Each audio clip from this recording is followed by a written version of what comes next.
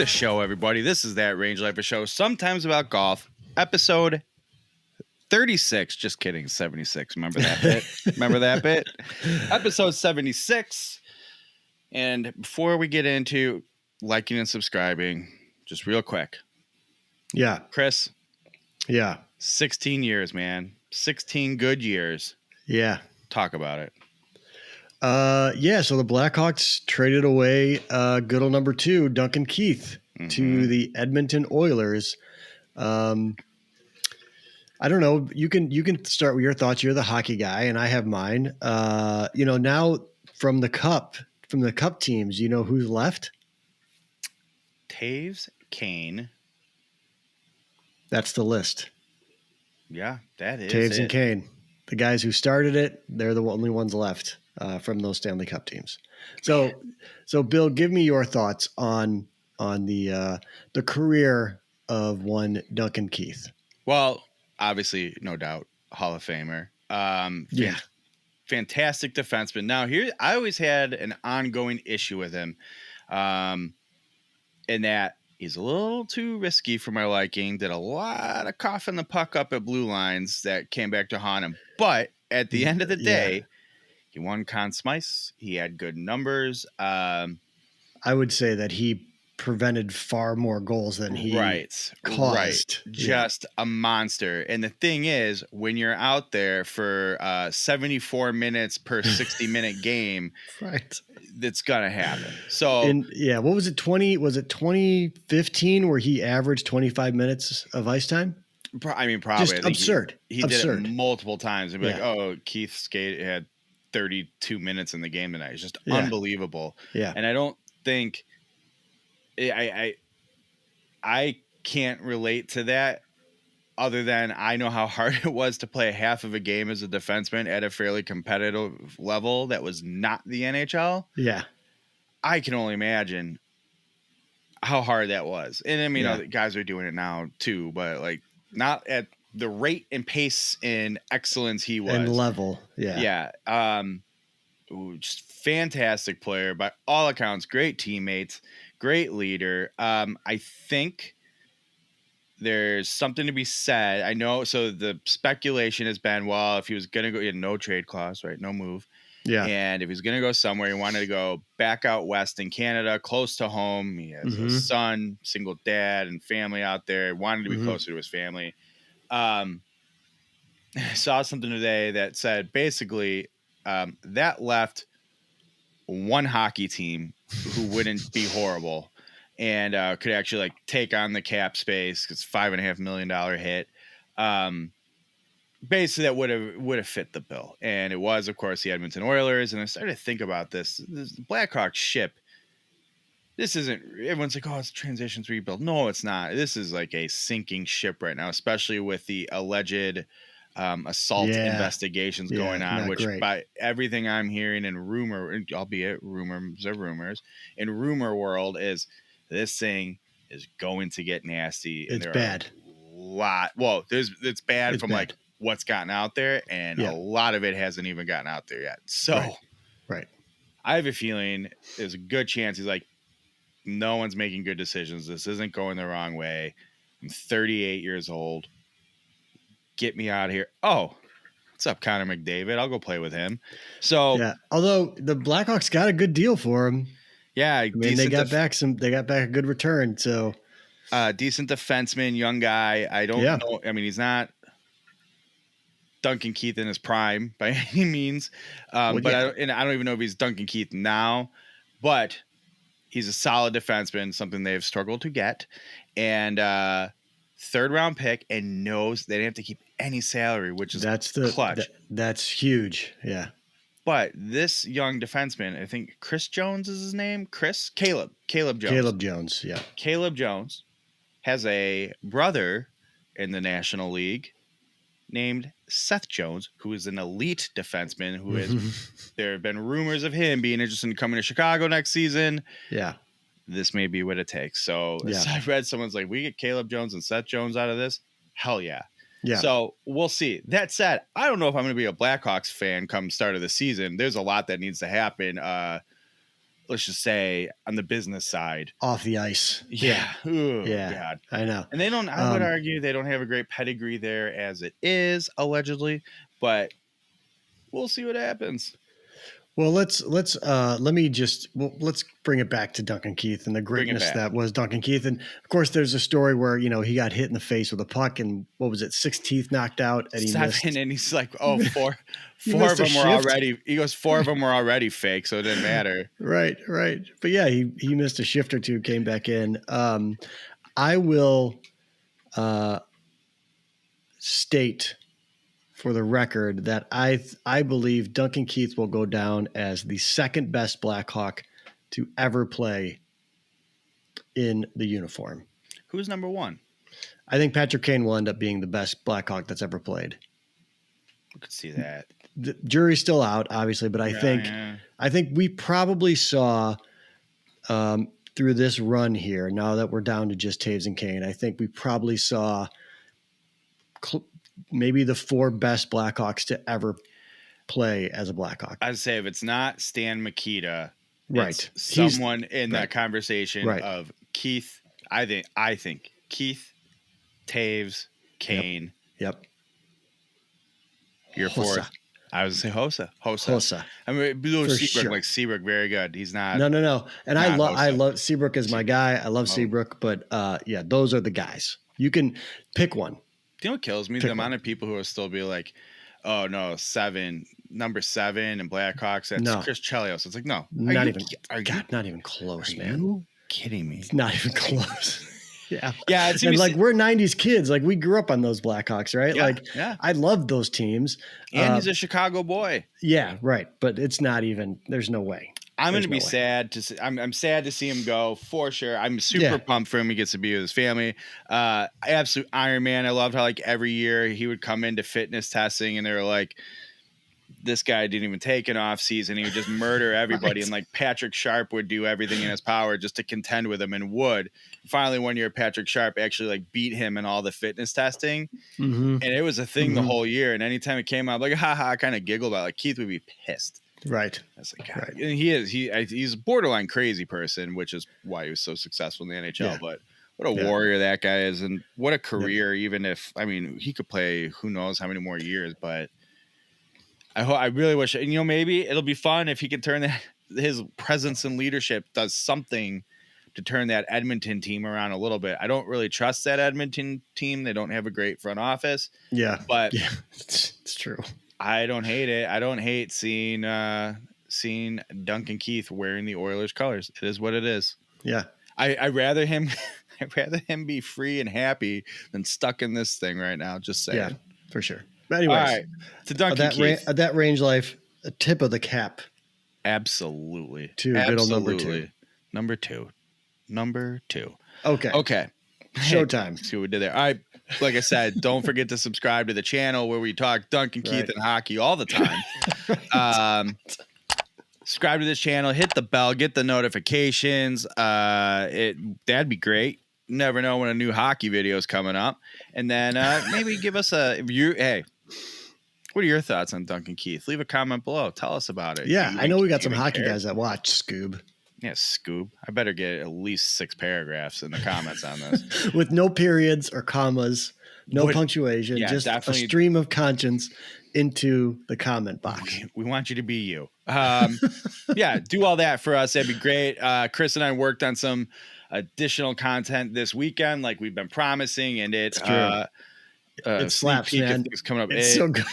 I've played raw footage to the audience at home, and it got the reaction I was looking for. Yeah. And there's all that. What else? Chris, speaking of this weekend and stuff happening, never mind. I'm not gonna tease. I've recorded another What's in the Box today, but I believe the contents are in the other room. I was gonna give a sneak peek. Okay. But what's gear talk? Let's jump to gear talk here. What's gear talk, you ask?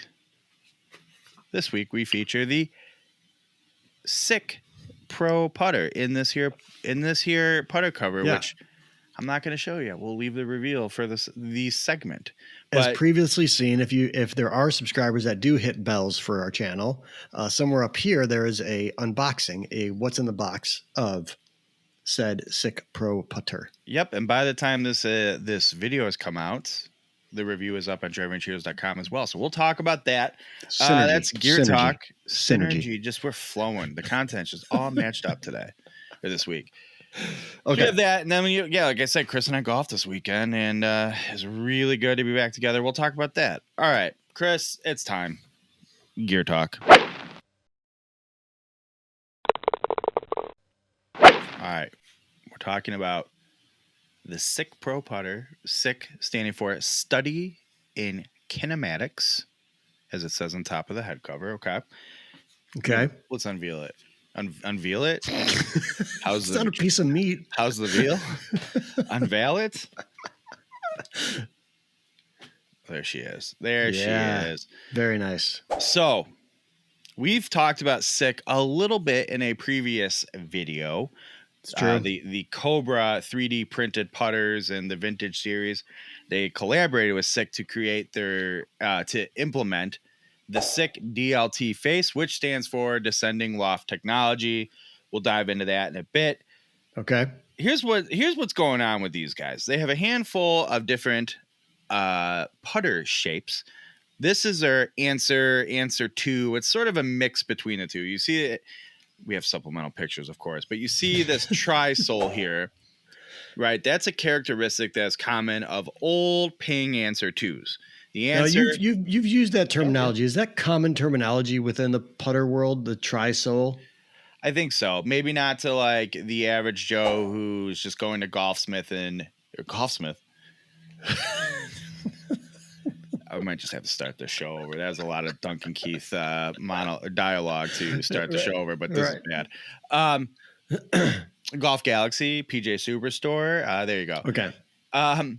Who would know answer 2? I don't know if they necessarily know the term tri-sole or that realize that tri-sole has existed in other putters, but yeah. In short, it's where they, instead of having like a curved elliptical bottom, the putter or a flat one, even, it sort of has like 3 different planes, right? Okay.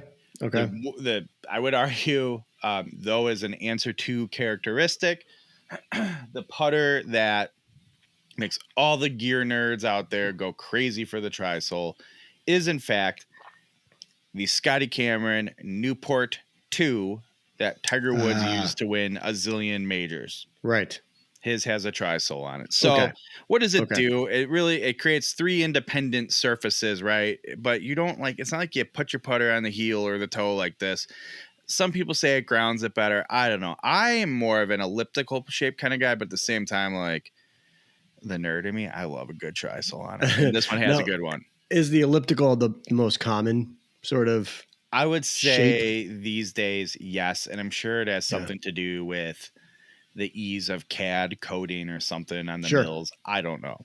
But it looks cool. I love it. I love the look of a good tri-sole. It does look really great. It does look super cool. But so like if you look at it from a dress, which I won't do here, it's just too hard to show.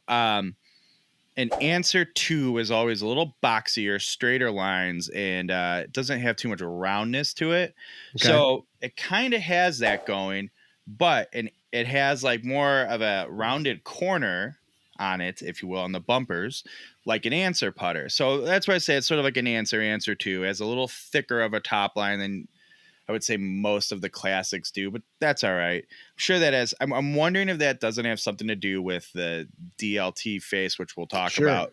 But you need, I imagine you need a little room, to make that difference in loft.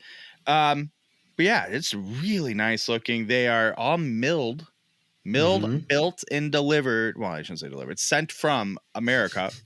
It's good old made in the USA. But it's I allude to the first time I ever had a SIK putter was roughly 8 years ago, give or take, in the previous website. And I mean, they're really nice. They're well made.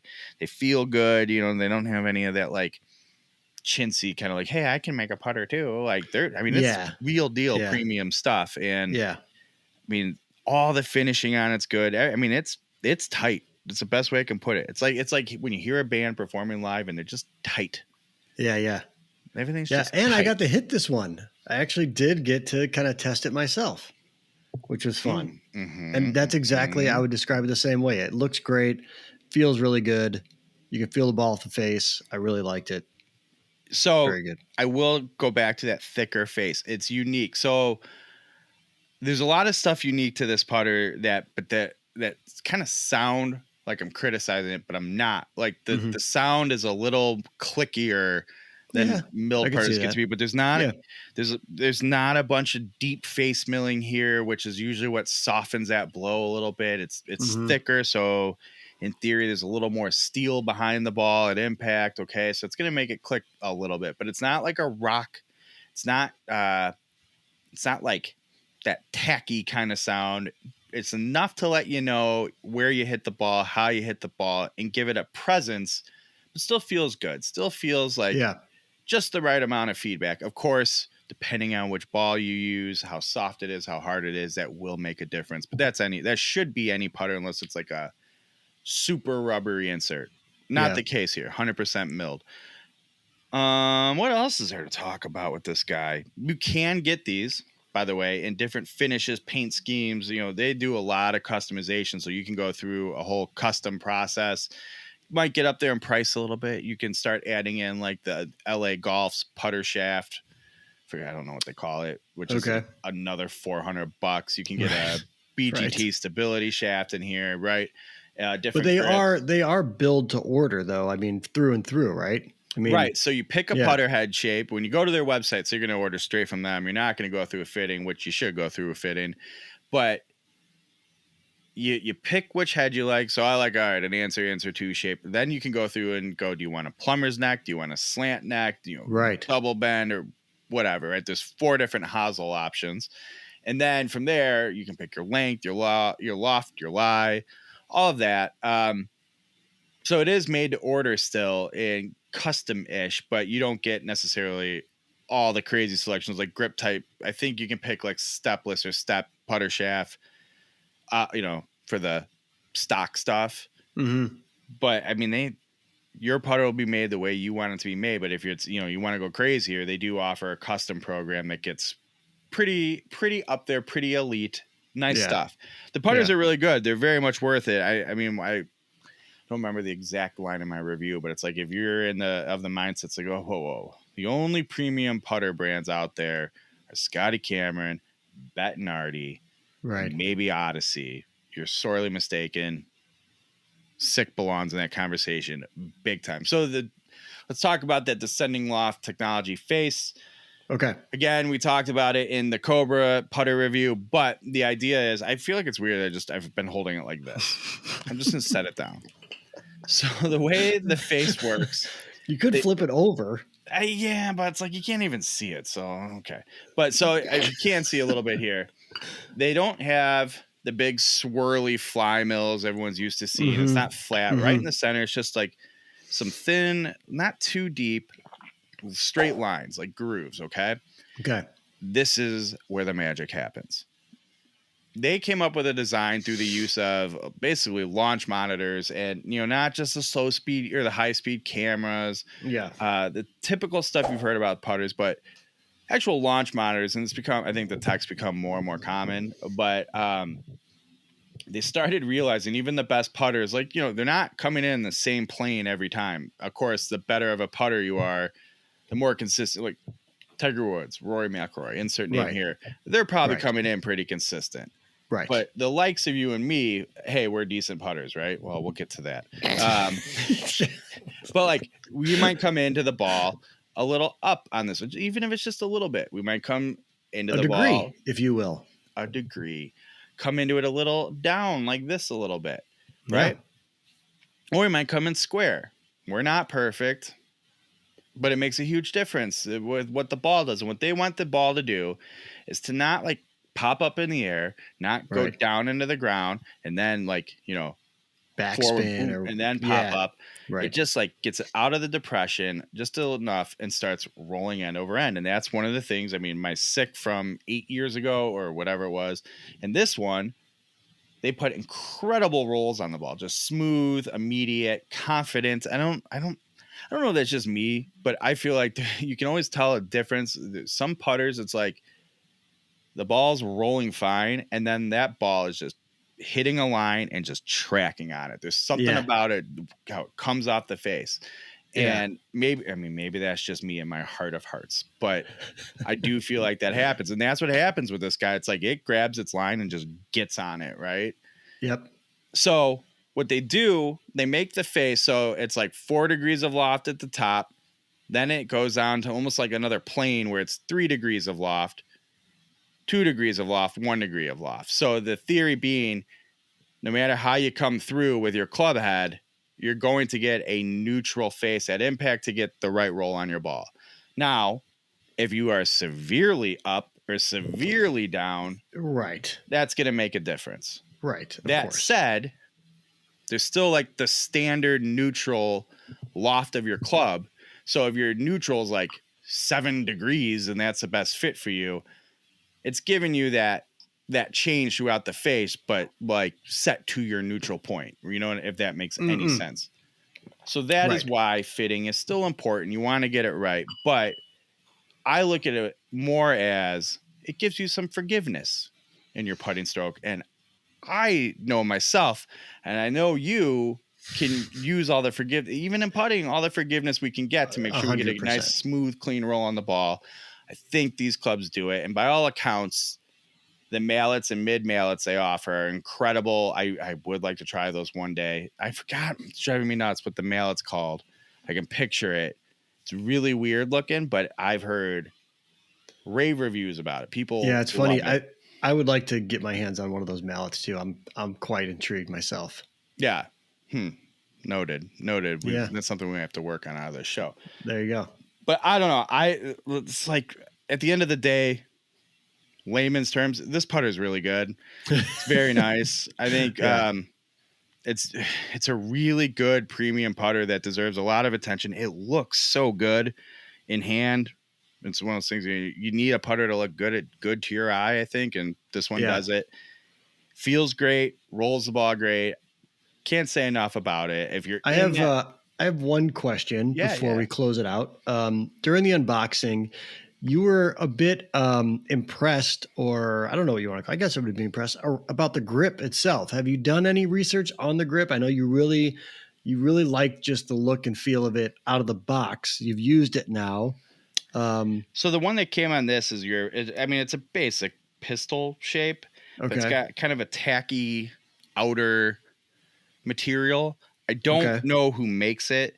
But, obviously it has a big SIK logo there. That's good. Yeah. But so the traction in it, there's always like some little groove in the rubber. Yeah. Are little SIK word logos instead of like little V's or ridges, whatever. Just that's awesome. It's very, I don't know, just feels really good. It's a good shape. And then, I just think it's aesthetically neat. Yeah. It's a good example of, there's a lot of character and flair to it, but from afar, it's just a black and white grip. Right, but it's like subdued. It's like, just like, I always like to think of it as like quiet utilitarian, but little character. Very good. I love it. So, it's a real nice putter. These guys know what they're doing. I mean, it's tough because I know a lot of people are trying. Bryson's playing a SIK arm lock putter. That's the other thing, standard and arm lock available from them. Right. And these guys, I don't want to know if they're writing the book on arm lock, but the founder of the company is paying a lot of attention to the science of putting that a lot of other people are not. You can go check out. I implore you to go check out the Golf Unfiltered podcast that Adam recently did, where he spoke to him, and I think they dive into a lot of that. But they're doing some interesting things. And I would say, like, if there's anybody who knows the ins and outs right now of how to make a basic putter actually not just a basic putter, it's these guys, and this stuff's fantastic. I can't say enough about it, and it continues to impress me. Check them out. Like, if you're going to spend a ton of money on a putter already, just get Scotty Cameron and Bettinardi out of your heads as the only ones. There's a lot out there. If you want to put the ball well, be open and try these guys out. Check them out. There you go. All right. Full review at drivingrangeheroes.com, and the link will be in the description. Hit us in the comments if you want to know more. That's Gear Talk.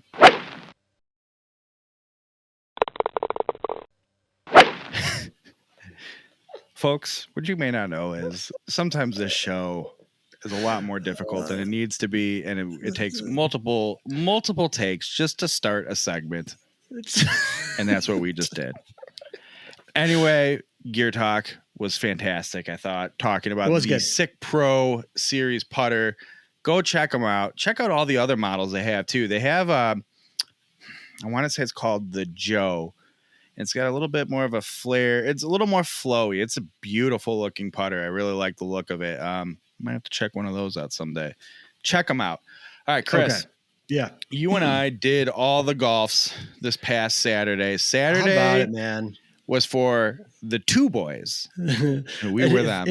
If anyone's wondering, yes, there was a very long embrace when we saw each other in person for the first time in however long.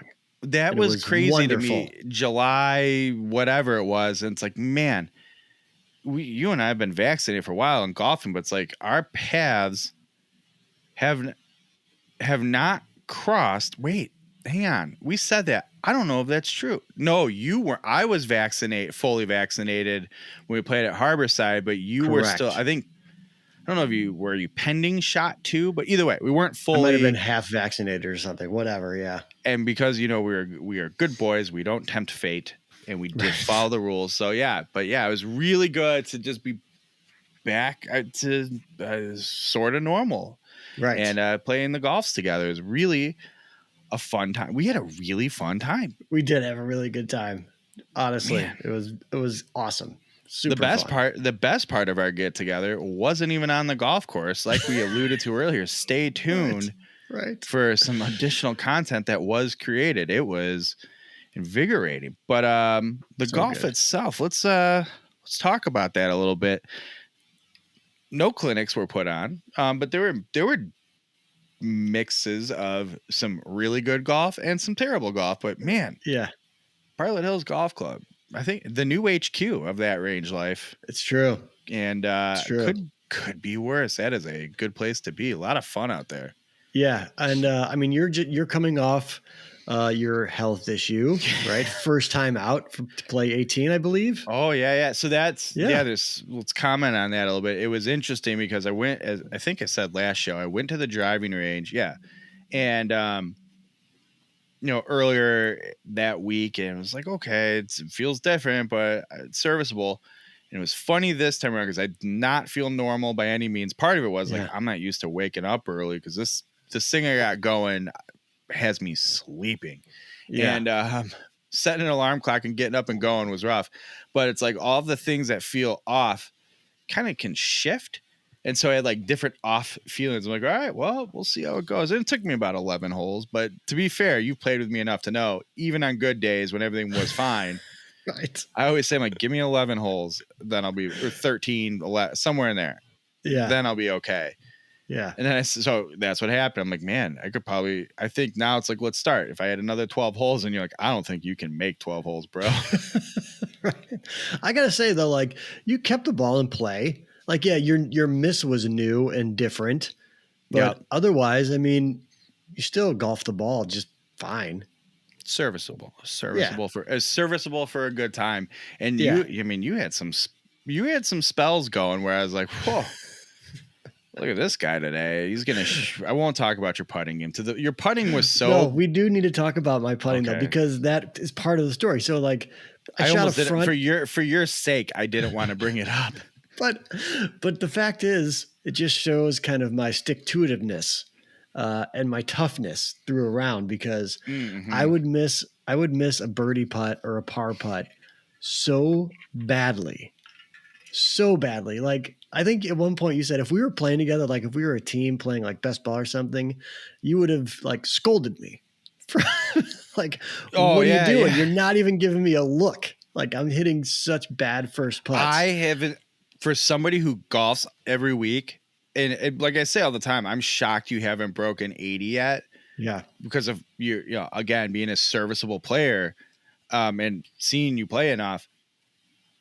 For somebody who golfs every week like you do and knows what you're doing, I have never seen someone putt like you were putting. It was like It was somebody. so bad. I think at one point I even gave it the like send it home happy, just tap it in.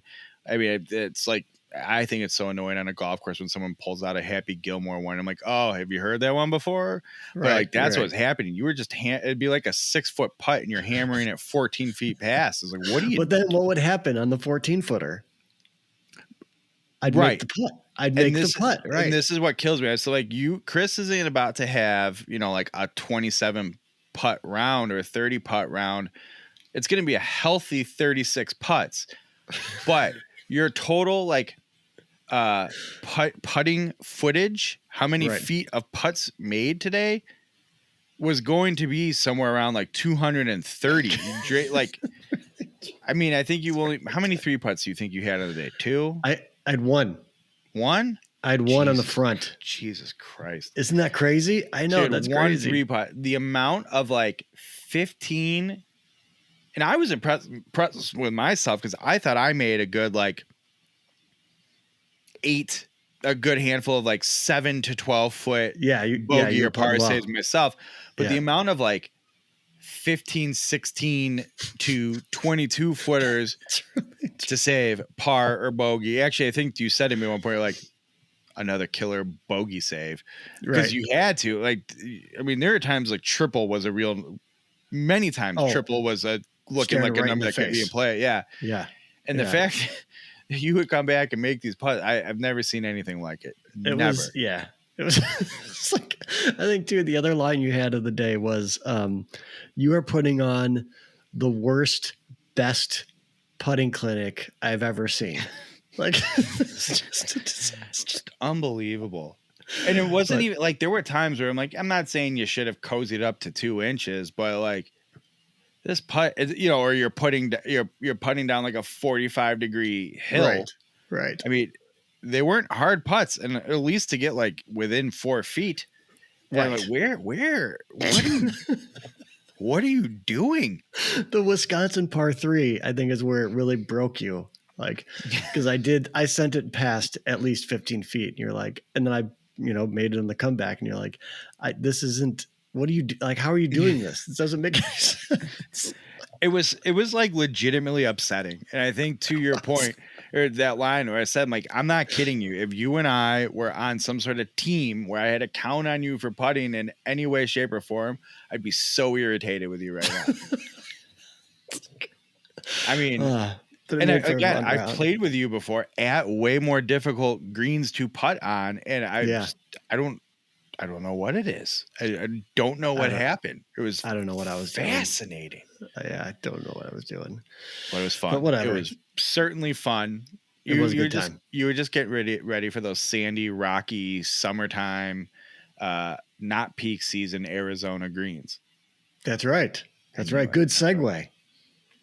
I didn't mean it to be, but then as it was coming out, I was pretty proud of myself for it. I knew what I just did. It was good. So yeah, I'm all this stuff. I don't know if you can see it or not here. Here, I'll move a little bit. All my gear. As soon as we're done with this show, I'm packing that thing up along with everything else. And I'm off to Arizona. I'm going to get on a plane, Bill, for the first time in almost 2 years and fly to Arizona. It's the annual golf trip that I've been planning. I'm the commissioner of it. And I've been literally planning it now for the better part of 2 years because last year obviously was canceled. This is our hat. This is our logo. One logo, the other logo. And it's going to be great. I'm looking forward to it. We're playing up in Flagstaff, and Flagstaff right now has just perfect weather, 80s during the day and 60s at night. And it's going to be pretty great. So next time you see me, viewers, I will be doing the show most likely from my parents' backyard. Nice. Yeah, and I'll give you a little. Maybe we can do a little tour of that. I can talk my brother into being cameraman or something, and because they've just renovated during the pandemic, during the lockdown, they did a full renovation of their backyard, and it's really quite something. I think the golfers will appreciate it. Oh, okay. Yeah, it's pretty fun. Man, I'm excited. Yeah, it's kind of weird. It's a weird feeling though, like to I don't know, to be I'm going to get into a Lyft or an Uber and go to the airport and then get on a plane. I know I'm sure there's people watching now. They're like, Chris, it's not a big deal. Whatever, just do it. But it's still like, I haven't done it a long time. So to the point, there was a long embrace at the golf course because we haven't been like normal people for so Right. long. You Right. shut up. Right. Just let me have my anxiety. All right. Thank you. But yeah, it's going to be good. I'm going to hang out with the family and the brothers and the whole thing and, get to not do some stuff for a while and then just play a couple rounds of golf and can't wait. It's going to be great. Neither can we. We cannot wait. We can't wait to hear about it. I assume I'm looking at our notes for this show. I assume next show it's just going to be all Arizona. And I mean that. I'm excited to hear about it. It'll be fun. It's a really fun tournament. We play a scramble match play. There's 18 players versus 18 players. It's a whole thing, man. Make sure you document your good stories so you can bring them to the show. All right, will do. All right. I'm assuming Golf Origin Story is still on vacation given the outing, yeah? We are still on break, yeah. So this whole past month, really, because once July hits, like nobody really cares except me about the tournament until July hits, and then everybody cares. And when you have 36 guys that haven't been paying attention, right, that's my free time. So yeah, the show's been on hiatus mostly because of this tournament planning. So yes, go back and listen to someone just tweet someone. It's kind of crazy that people are still listening and still finding the show. Someone just tweeted my episode with David McClay Kidd the other day, who it was the first time he listened to it. And he was like, this is great. So go find that one. It's awesome. Yeah. All right. Check out drivingheroes.com if you can. How about that? Check it out. I have the SIK Pro review that we talked about at length here.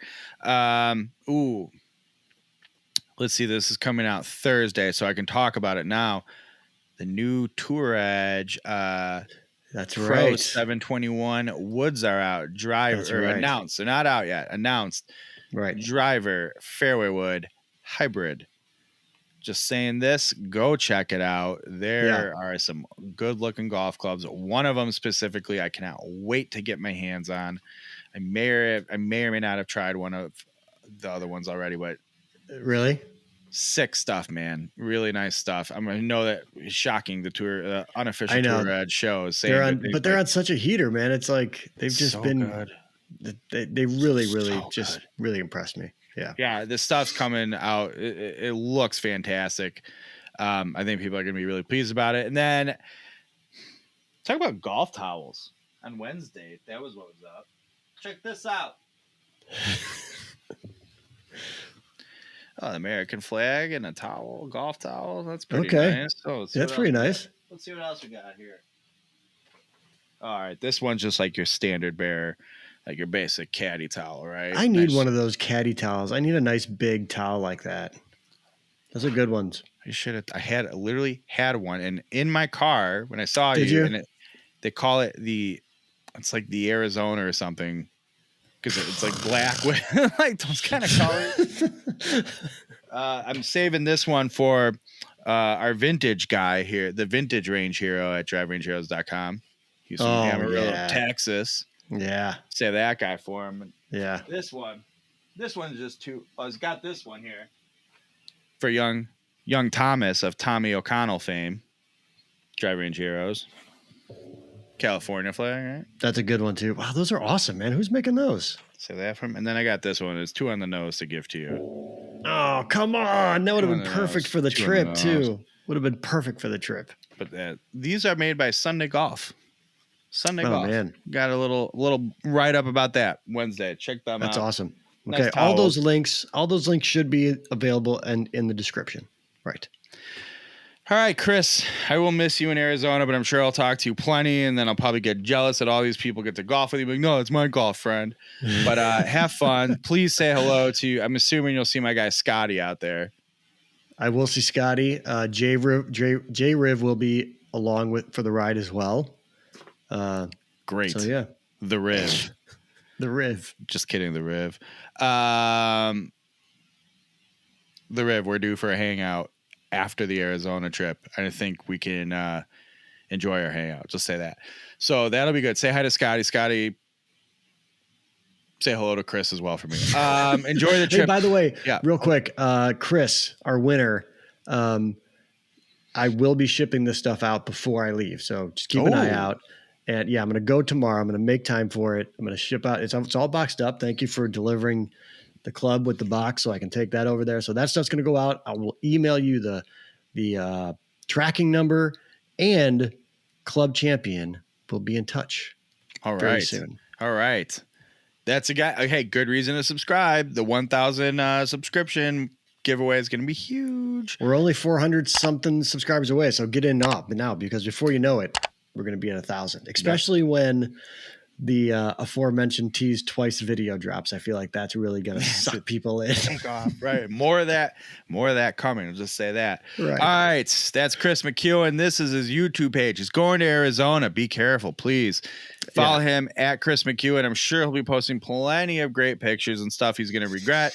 I'm Bill Bush, driverangeheroes.com, at Range Heroes. This is That Range Life, episode 76. Thanks for watching. We'll see you next time.